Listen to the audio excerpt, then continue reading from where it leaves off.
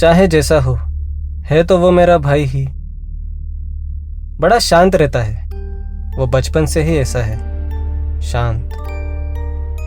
पर ना जाने क्यों जितना वो शांत है, उसकी हरकतें बड़ी ही अजीब होती है।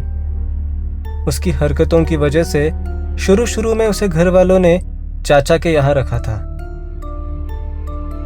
चाचा बड़े सख्त थे, इसलिए वो वहां कुछ कर नहीं पाता था।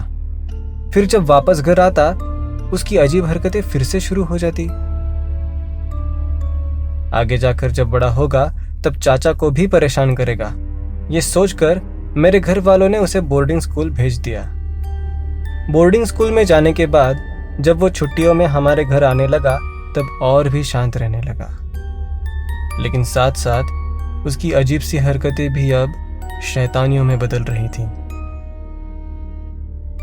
उसे एक आखिरी मौका दो, ऐसा मेरे बार बार कहने के बाद ही घर वालों ने उसे इस बार भी छुट्टियों में घर आने की इजाजत दे दी। हर बार की तरह इस बार भी मेरी वजह से ही वो घर आया।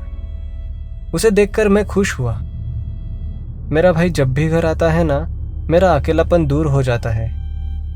फिर चाहे वो जो कुछ भी करे या फिर जितना भी शांत बैठे, मुझे उससे कोई फर्क नहीं पड़ता। तो इस बार जब वो घर आया तब हर बार की तरह इस बार भी चीजें बिगड़ने लगी।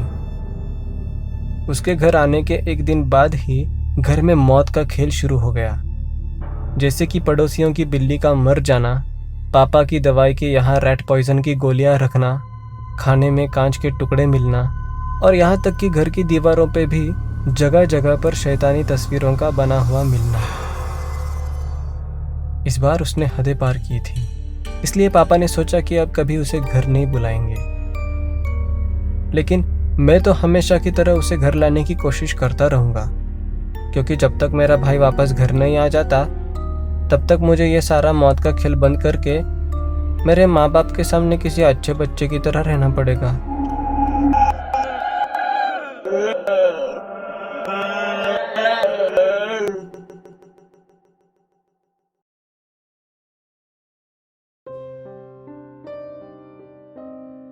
अगर आपको ये कहानी पसंद आई हो तो कमेंट करके जरूर बताइए।